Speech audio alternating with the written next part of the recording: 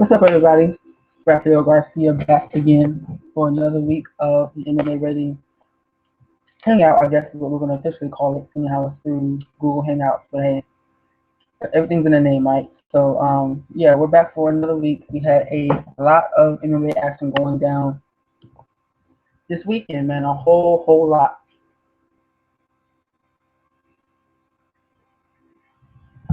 We got a new champion. We got two other champions who defended their belts in like great fashion. So we got a lot to talk about. Going to start with the biggest event first, and then work our way backwards from there. So of course we have UFC 184 that happened last night, where Ronda Rousey topped herself and defended her belt against Kat Zingano in 14 seconds flat. So let's talk about what happened here. Coming into the fight, everyone was talking about how Kat is just a slow starter and it's going to play into Rousey's hands. She certainly heard that almost every day, I guess, and her response was to start fast. Okay, I get that, no problem. You want to get off to a good start and be aggressive in big fights like this, but there's a big difference between being aggressive and being reckless.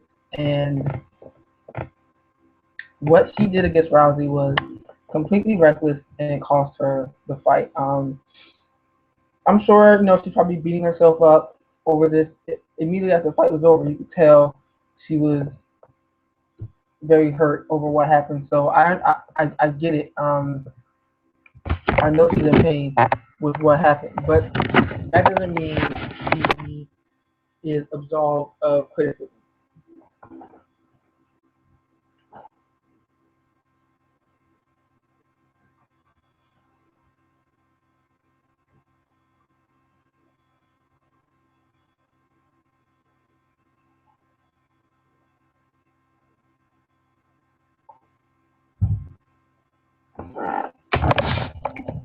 And that's exactly what she's going to be getting, because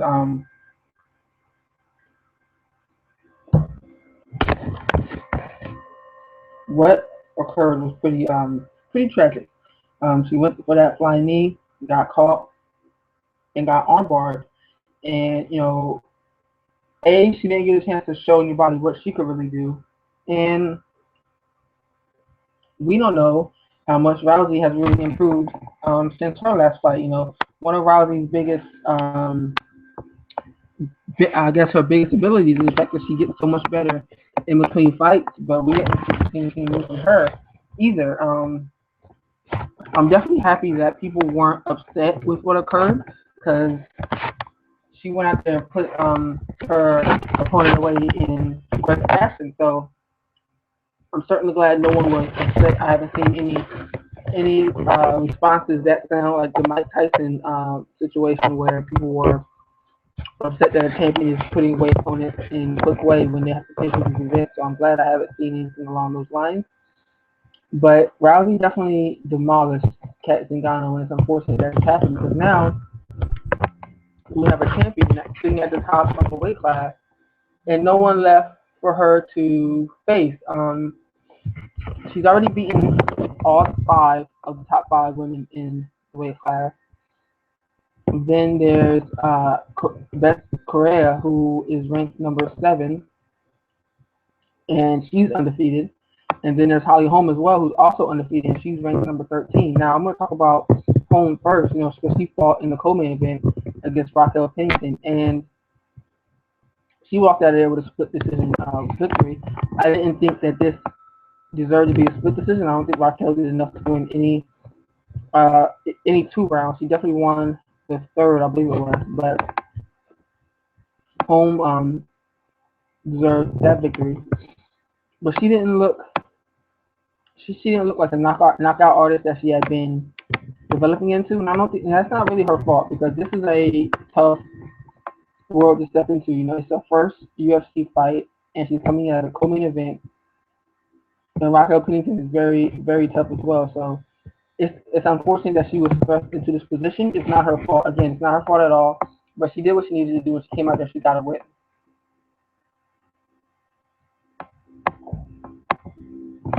She was hyped very well. I think she deserved that hype coming into the fight, and she performed. She performed well enough to get the victory. I still think that the UFC should probably give her like 2 or 3 more fights, maybe two more fights for an opportunity to really solidify the fact that she could be the number one contender. Maybe have her face someone like a Justin Duke, and then maybe a Misha Tate. Give her 2 more fights so she can really look the part in the octagon before putting her in a position to fight the champion. Even Dana White said that that she needs to kind of solidify herself in the weight class first before she is put into the position to fight Ronda Rousey. Because right now, I think she gets her arm taken off or her legs. I don't think Rousey will be able to outstrike her, but Holm is definitely a good technical striker. She doesn't look like she's hit with a lot of power. But Pennington just kept coming forward, but she did what she did. She needed to win the fight. And then, obviously, as I was talking, I'm missing Correa as well. She's sitting there, and her and Rousey have had some back and forth in the media in the past, with Correa beating 2 of Rousey's teammates in Shayna Baszler and Justin Duke. So now that just leaves Ronda Rousey out of the 4 horsewomen, and with her on her current win streak, there really isn't anywhere else for them to go. You still have Christine Santos, who's out there, in Cyborg fought on Friday. She absolutely demolished Charmaine Treat, and I think in 46 seconds. But that's a 6-5 opponent, so she shouldn't be fighting someone who's 6-5 right now. Obviously, Cyborg is one of the she is definitely the second best women's fighter at this point in time. She looks fantastic every time she's out there. She's been blowing the doors off of people for so long. If she didn't have that failed test back in 2011, I believe they would have gotten this done a long time ago. So that whole issue is going to go, especially with Rousey being so adamant in her stance against steroids. So obviously, this is a situation where she's never going to hear the end of it. But I think that the UFC needs to continue trying to work this out. Dana White talked about how she needs to consistently make the weight. She's never made 135 to this point in her career. Back in 2012, it was mentioned that doctors are kind of stopping her from making that weight cut just because it would be too dangerous for her. She normally weighs about 160 in between competitions, so I could see how it would be difficult for her to make that weight cut. But this is the biggest fight that they could have.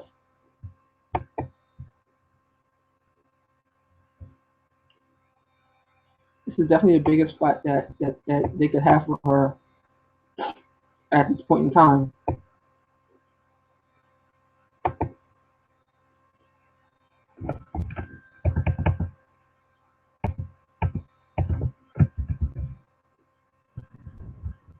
It's definitely the biggest fight that they could offer Rousey at any point. So it's something that they should continue working out. I think it's going to take a little while for it to get done. But when it happens, that fight can easily carry a main event.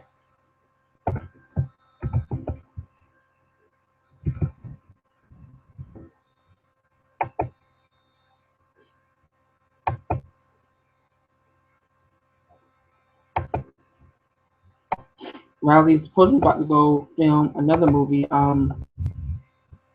I want to say it's maybe the movie that's kind of like based on Joan of Arc that I heard about a while back. I'm not exactly sure, but either way, she's going to be away from the cage for a little while. So that leaves the opportunity for the UFC to develop one of these women into a potential contender. It's just who do you do it with? Obviously, Holmes is going to be the first person just on their roster, and then you got Correa as well. So you really got to figure out how you're going to fit those two into the conversation.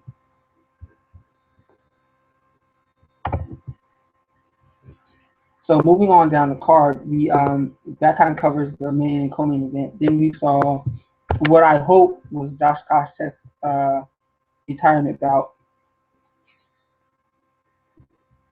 because he did not look good at all. Well, he started out looking better against Ellenberger, but once he started getting hit in that eye, and you could tell something was wrong just from the way he was consistently rubbing his eye. Like the whole second round, he rubbed his eye so many times. It was actually quite scary. I thought he got poked in it.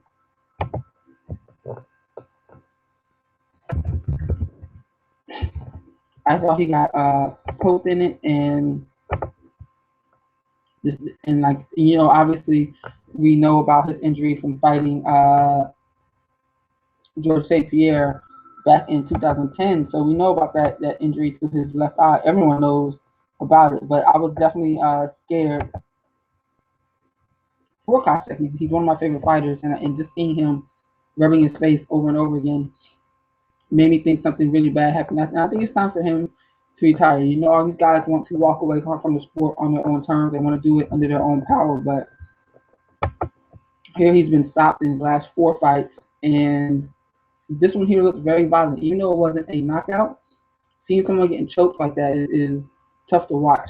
So I would hope that he walks away from the sport and just goes back to teaching and training. I think he would be an awesome coach. He definitely showed that during the Ultimate Fighter. So maybe that's the best route for him to take going forward. But for him to keep taking fights, I hope the UFC doesn't allow that to happen. Ellenberger, you know, he's someone else who was once a welterweight contender. He's kind of just floating out there, waiting around right now, because he's ranked, I think, still in the top 10, but he really isn't going to face anyone or put himself in a title shot anytime soon. He's recently lost to Robbie Lawler, and Roy McDonald. So perhaps this can place him against the winner of Johnny Hendricks and Matt Brown at some point this year. Perhaps that'll be the best fight for him to take going next. But right now, I think he just needs to get back on a win streak. He had lost 3 in a row coming into this fight as well, and many thought that he was fighting for a spot on the roster. If he loses again, he can definitely be out of the position. Maybe have him play someone like a Rick Story. He has to be a fight for both of those guys who were on a fringe contending type run until they ran into a number of hurdles. So I definitely like that potential fight for both of those guys going forward. They're two interesting welterweights in the division right now, where there are a lot of good guys at the very top, and they're kind of floating within that 10 to 15 position. And speaking of welterweights on the card that look good, Alan Jabron definitely looked awesome against Richard Walsh. Both guys look good. Actually, I love the way Walsh was really aggressive at the start of the fight.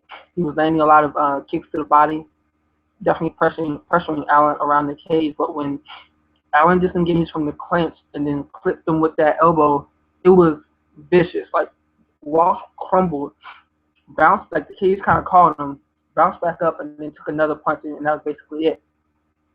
But Alan's really good. I was definitely impressed with how well he performed last night, and he's someone that I would want to see going forward. And as a welterweight, I definitely want to see him fight someone like Tim Means. Tim Means looked awesome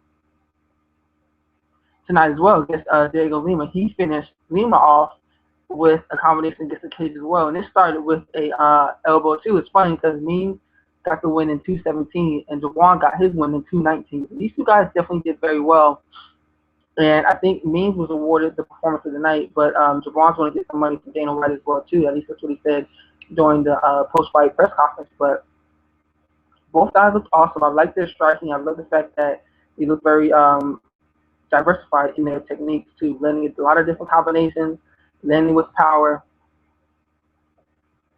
And even though these fights were short, they didn't look like they would have any cardio issues if the fights went along longer. So they're definitely two guys who I would want to see compete again. I want to see compete again soon because Jabron mentioned fighting in the Louisiana card coming up, and that's definitely something I would like to see. Him against Means will be a good fight for both of those guys, especially with Means moving up to 170 now. He's no longer making that cut to 155, which is awesome. I love the movement where a lot of guys are kind of bucking the trend and moving away from those drastic weight cuts and giving themselves an opportunity to perform better in the cage, because we'll probably see more of these style finishes, more of these guys who look better overall just because they're not depleting themselves with these weight cuts. And that goes back to the Cyborg Santos or Cyborg Jacino fight against Ronda Rousey. She try to make that cut and not be at the best that she can possibly be. So to me, is an example of someone who stopped doing that and has looked much better since doing so. And we're talking about excessive weight cuts. Let's talk about Gleason Tebow, because he lost for the first time it seems like forever. I swear Tebow is one of those guys who you think is winning all the time. He was stopped by a rear naked choke by Tony Ferguson. This is just the first time he's ever been submitted. And excuse me, the second time he's ever been submitted. But let's talk about Ferguson, who looked awesome in this win. This is his 5th straight victory. And it's funny, this guy isn't even ranked in the UFC top 10 115. He should be in that group, but he hasn't.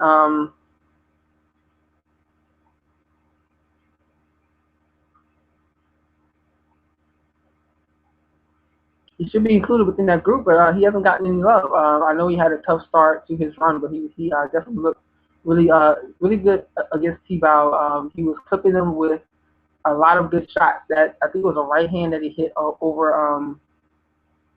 right behind Tebow's ear that set up the finish. So I liked what I saw out of Ferguson. I think he deserves a top 15 guy. I think someone who's also on a winning streak right now is a guy like Michael Johnson. Either Jorge Masvidal or Iaquinta would be good fights as well too. But Ferguson said it back when he fought at UFC. I think it was 178 maybe. What was the last card that Anthony Pettis was on? Ferguson also fought that night. He was talking about how he wants to make a run to the title, and if he keeps doing like he did last night, then I think he'll get that position, especially after we see what plays out between Cerrone and Nurmagomedov, and then you have Pettis and Dos Anjos. After you see those guys clear out, you wonder who's next, and if Ferguson to put together another 1 or 2 wins, he could be within that group. We also have Roan Carneiro dispatching Mark Munoz. Mark is in a tough position because he got submitted, and he really didn't put out any offense. I saw something interesting that was sent out via Twitter right after his fight, is that Mark Munoz has landed 3 punches in his last 3 fights, period. Think about that. 3 punches in your last, you're a professional fighter, and you've landed 3 punches in 3 fights. Maybe at that point in time, it's time to call it a day and go about your way. It's unfortunate that the guys say that way about Mark Munoz, but he definitely did not look good at all last night when he was out there against Roan Carneiro. This is Roan trying to get him back in the UFC. You mentioned he's going to drop down to 170. This is probably because of the Battleground MMA, where he won 3 fights in one night. He looks pretty good doing it. So we'll see what's next for this guy. I like the fact that he had a chance to get a second start to his career. So should be a good opportunity for him. Roman Salazar against Norifumi Kid Yamamoto. Kid still hasn't won in the UFC. He accidentally caught Salazar in the eye. He couldn't see afterwards, and they called it accidental eye poke at the end of the second round. It was shaping up to be a pretty decent fight too. I thought it was going to be I thought the second and third rounds were going to be very competitive, but yeah, it was just it's sad to see that. And Kid is such a pioneer in this sport. He has not been able to get a win, and it's crazy when you think about it like that. This guy, well, he's 0-3-1 now, but what is the UFC going to do with that? I don't see why they really should keep him around, but they probably will give him another fight. Then Derek Lewis, absolutely. Derek Lewis and Ruan Pasha is probably like one of the funniest MMA fights I've seen in my life, along the lines of when Mark Hunt fought Greg Rockwell years ago, where you knew Pasha was going to get splattered all over Pakistan at some point in time, and the anticipation of it happening made it so much more interesting to watch.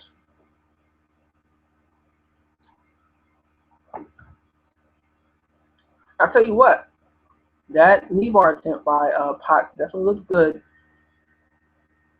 It looked like it was in deep, but Derek Lewis was able to fight his way out of it. And the best part about it was he didn't tire himself out. He maintained position,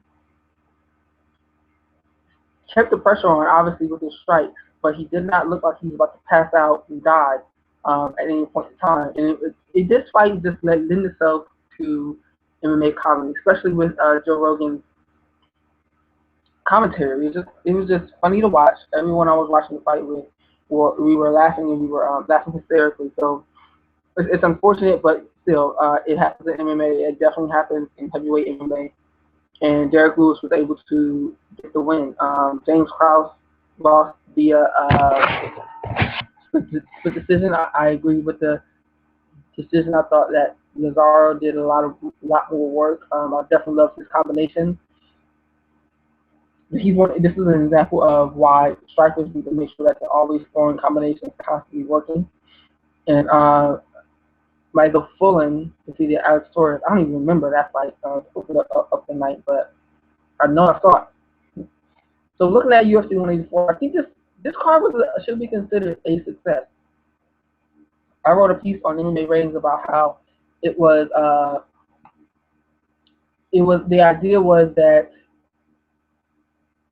this fight was going to be a testament to women's MMA, seeing how the main and co-main event were featured ladies, and a lot of people were down on it. They're leaving that UFC 184 hashtag. But this fight was a good night. There were, how many finished? 2, 3, 4. It was 1, 2, 3, 4, 5, 6, 7 finishes. 7 out of 10, 11 fights ended in a finish. Most of the main card bouts in the finish. You had the Holly Holm and Raquel Pennington fight, so that was a good competitive matchup. Nothing to bore people at all. And then when you think of what this card lost, they lost Weidman Belfort, they lost Mir and Silva, and they lost Romero and Jacare as well. So that's 3 fights right there. Another title fight, and one that features a number 1 contenders fight that this whole card lost. So imagine how great it would have been with those bouts. And it's not, not to say anything bad about what we got, but that definitely speaks volumes to what the UFC is trying to do when it comes to booking their events in the future. I'm glad with what I saw. And again, like, the UFC has been doing very well putting out events this year. They've gotten off to a much better start than they did in 2014. So I'm glad with what I saw with UFC 184. I'm looking forward to UFC 185 next week, but we will talk about that in a second.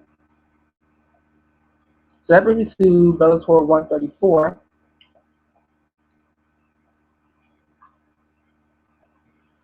where Liam McGurry took Emmanuel Newton's light heavyweight title after a 5-round decision. And what was a very good fight. Newton is a fighter. Like, and when I say that, I mean, I'm not talking about technical fighting or anything like that, but he hung in there with everything that Liam kept attacking him with. It was definitely, he had to persevere. He had to keep coming back. and he kept trying. Like that's the whole big deal with him. With it, even his rise to this position now.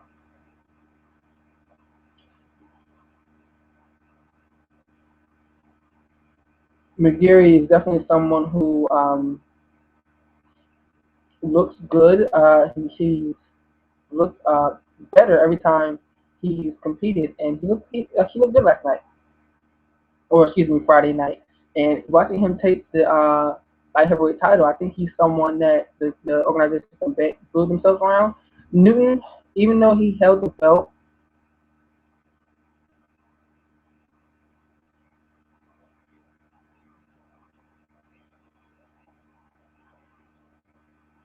it's great that that he got to hold the belt for as long as he did. I think he definitely earned the consideration that he was getting. I always appreciated watching him compete, but I feel like the fans never really got behind him. He was on a 7-fight win streak, and even still, no one really appreciated what he did in the sport. I think Liam is one of those guys who the promotion can build themselves around. He put out some exciting fights, and he gets a lot of finishes. In this fight here, it was good to see him go the whole route. It was his first fight going to a decision, so it's definitely a good win there. The only question is, his age. He's 32 years old, so how much more does he have off the sport? But he looked good on Friday night. I'm pleased with what I see. I'm looking forward to what I see from him going forward. Also, other stuff from the Bellator 134 card. I'm not even going to talk about the Muhammad Ali King Cheick Kongo fight because it was ridiculous that the fight was made. It was ridiculous that the fact that Kongo was actually given a scorecard. So I like this is in one. It's funny in the main event. I see a reason why I like Bellator MMA. And then in the co-main event, I see a reason why I don't like Bellator MMA with this fight here. And then with like the Shamrock Kimbo Slice fight that they just announced for June, it's like, well, what? I don't get. I get it, but I don't get it. And the thing is, everybody's gonna watch that fight. I'm probably gonna watch that fight, and I don't even want to think about that right now.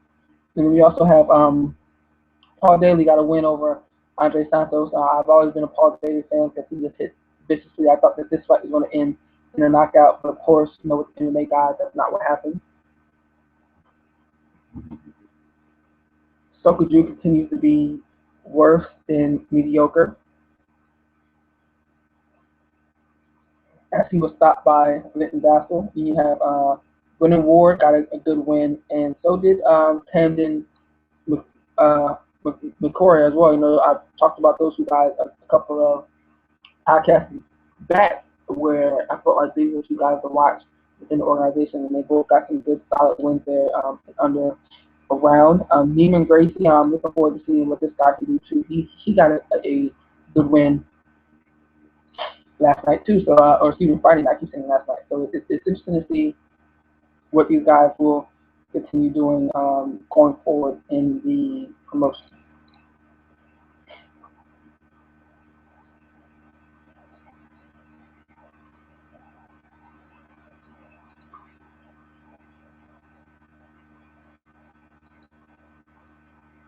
So I want to talk about UFC 185 that's coming up. I just want to pull the card up real quick.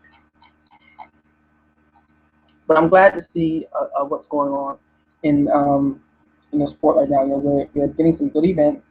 I was kind of worried about the momentum of the UFC being taken after all of these failed tests, but we're getting some good fights here, and getting some good violent fights, some good competitive decisions. So I'm not going to complain about anything I see at all.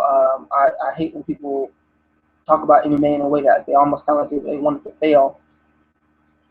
But this was another good event. I think UFC 185 is going to be very good as well. Of course, you got Pettis and Posadas at the top of the card. But then you got Esparra and just Joanna, just Jake. whatever. Someone needs to phonetically spell out her name, and like that's just where it needs to go everywhere. So actually writing her last name. There's no way on earth anyone can say that outside of her family. Johnny Hendricks, Matt Brown, Wolverine, and Roy Nelson, Sam Stout, Ross Pearson. This is a good card from top to bottom. You got Sergio Pettis on it, Henry Cejudo. I'm wondering what Jared Roshaw is going to do coming back. You got Elias Theodoro. We were talking about him last night, the best hair in MMA. So there's a lot of value on the UFC 185 card. So I'm looking forward to that event as well, and just seeing what happens next for the promotion. There's a lot of good MMA, I believe, that's coming out.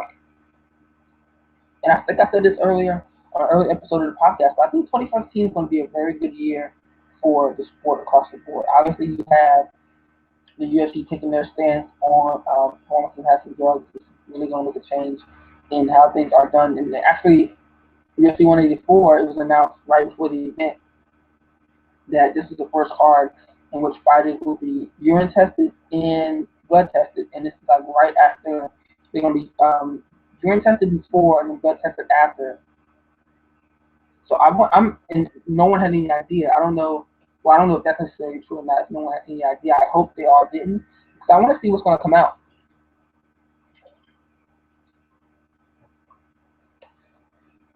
I want to see what kind of results we're going to get, and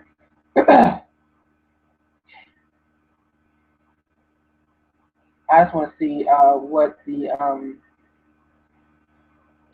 outcome's going to be. I hope that we don't get a whole bunch of guys failing. But at the same time, if we do, and we start seeing these guys getting weeded out the sport, I have no problem with that either.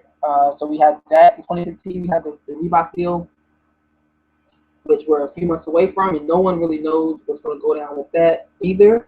So I'm interested in seeing what comes out of that too, if it's really a huge benefit for the fighters. I believe it will. If I could, I would put data in the doggy bag. Roll over data. So you keep it till you use the next one. Sorry about that. I believe it will be beneficial for the fighters over time. Maybe out the gate, it might be a little bit difficult, but it's definitely something that I think will be pretty good for the promotion as a whole. You just got Scott Coker and Bellator kind of really changing up what they're doing with MMA. There's a piece on Bleacher Report I saw in which the promotion was just talking about, was just talking about how the promotion is putting together different fights, different style, like main events that are more like the showcase type of fights that people, don't really have like huge title consideration, but they definitely have excitement factor, and that's kind of what the Slice and Shamrock fight is. It's not a fight that is worth considering either one of the guys for a title match or anything like that. It's just one of those nights, and it should be an exciting fight, exciting event. I think they're going to make a lot of money with what's going to happen. But yeah, either way, this is going to be a pretty good night, or pretty good year, I believe, for MMA as a whole. I'm looking forward to seeing what's going to come out of just the continued development of the sport from a business side and from in the actual cage. So this week for MMA ratings, obviously we're going to have our Fights to Make pieces coming out from me and myself and Adam. We're going to have those that we have to work on as well. There's going to be a lot of different pieces. I'm probably going to do a what's next for Rousey. I got a couple of ideas of what's next for her just outside of the sport and as a businesswoman. I think she has a lot of great things going on. So you have that, and then you also have I'll probably do some other pieces as well. Just really check us out at MMARatings.net to see what we have going on there. Be sure to follow us all at MMA Ratings on Twitter and on Instagram. You can catch me, _Garcia_sports on Twitter. I haven't been really active lately, but that's going to change. So I've got a lot of stuff coming out. So catch us all doing our thing. We're doing a lot of good stuff They're always ready for fights. You can definitely see what you thought of the event. So going forward, be sure to catch up with us as often as you can. And again, this is Raphael Garcia for MMA Ratings. Signing out. Have a great weekend, everybody.